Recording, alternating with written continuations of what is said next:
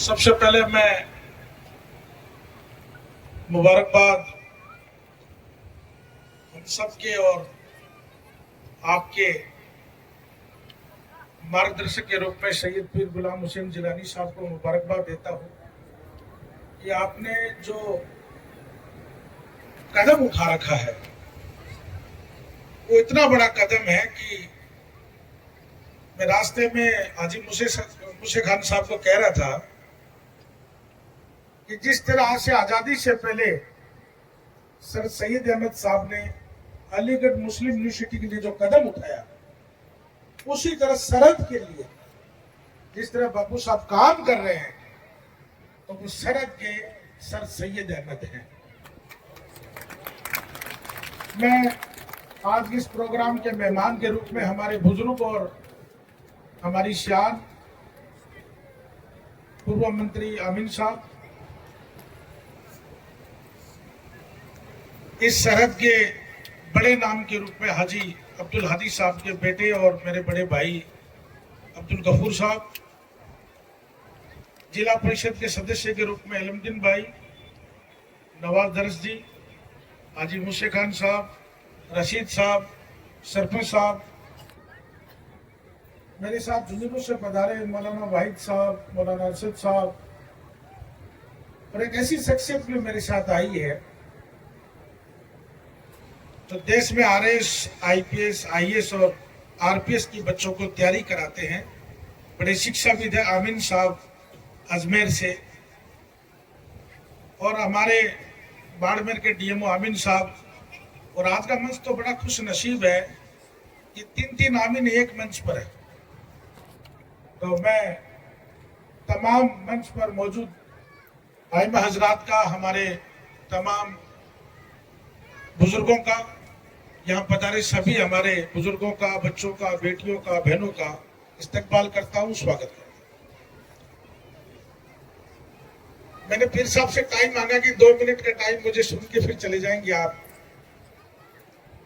मुझे 4-5 महीने पहले शुजा शरीफ आने का मौका मिला था। राजस्थान मदरसा बोर्ड का चेयरमैन बनने के बाद पूरे राजस्थान भर में घूमने का मौका मिला, लेकिन शुजा शरीफ आने के बाद ये एहसास हुआ कि अगर कोई काम कर रहा है तो आपके सामने हजरत कर रहे हैं। और आप यकीन मानना कि रशीद साहब का कॉल आया तो उन्होंने मुझे आज से करीब 20 दिन पहले कह दिया कि 3 मई का प्रोग्राम आपको फिक्स रखना है, आपको खारिया गांव में आना है। तो मैं आने से पहले पूछ रहा था कि ये गांव जो है सिर्फ मिट्टी मिट्टी नजर आ रही है, तो आपने बताया यहाँ पानी नहीं है, और पानी गवर्नमेंट सप्लाई से आता है, बोरिंग भी नहीं होते हैं, और अगर बोरिंग भी होते हैं तो बहुत खारा पानी आता है, शायद इसीलिए नाम खारिया है।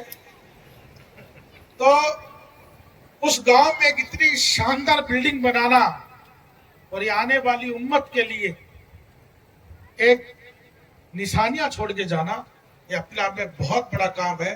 एक बार पुनः मैं इनको बहुत बहुत मुबारकबाद देता हूं। मैं आप लोगों से एक निवेदन करना चाहता हूं। गफूर साहब अभी बोलकर गए थे कि मैं सबसे छोटी उम्र का हूं, तो मैं गफूर साहब से छोटा हूं, पहले तो ये क्लियर करूं। और दूसरी बात ये कि गफूर साहब ने बहुत दिल को छूने वाली बात कही। इंशाल्लाह हम कोशिश करेंगे कि कभी भी हमारी अकलियत की, हमारी कौम की, हमारी समाज की हम सौदागिरी नहीं करेंगे। आप लोगों के लिए लड़ेंगे, आप लोगों के लिए प्रयास करेंगे। समाज में तालीमी बेदारी कैसे आए और सियासत में हिस्सेदारी कैसे आए, इंशाल्लाह इसके लिए लड़ाई लड़ते रहेंगे। मैं केवल और केवल बाड़मेर की बात नहीं कर रहा हूं, पूरे राजस्थान की बात कर रहा हूं कि हमारा अगर कोई बहबूदी का रास्ता है, कोई तरक्की का रास्ता है, तो जो कॉम्बिनेशन हजरत लेके चल रहे हैं दीन और दुनिया का, इससे बढ़िया कोई रास्ता हो नहीं सकता। मेरा आप लोगों से पुनः निवेदन और गुजारिश है इस बात की कि बेटियों को भी पढ़ाओ, बेटों को भी पढ़ाओ, और दुनियाई इल्म लेने के लिए। हमारे तो बुजुर्गों ने पता नहीं कहाँ कहाँ से एजुकेशन ली है, कहाँ कहाँ परेशान होके गए हैं। अब तो इतनी मॉडर्न टेक्नोलॉजी है कि बाड़मेर, जैसलमेर और आपके नजदीक के जितने भी बड़े तहसील है, सुविधाएं लगभग हो चुकी है। उसके बावजूद भी अगर हम उसका फायदा नहीं उठाएंगे तो इसके जिम्मेदार हम हैं, सरकारें नहीं है। मेरा एक बार पुनः आपसे गुजारिश है और मैं अल्लाह ताला से दुआ भी करता हूं कि अल्लाह ताला हजरत की तंदुरुस्ती दे और आपकी सदारत में एक फलोदी के अंदर बहुत बड़ा इदारा डेवलप हो रहा है। और मैंने खुशी खुशी इस बात को स्वीकार किया है कि इंशाल्लाह आपके कार्यक्रम से निकलकर फलोदी को सुधारे को देखने के लिए जा रहा हूं। और साथ में मेरे साथ आमिन साहब आए। मैंने आमिन साहब को कहा, आमिन साहब आप जयपुर की गलियों में पढ़ाते हो, अजमेर की गलियों को सजाते हो, शेखावाटी की गलियों को सजाते हो।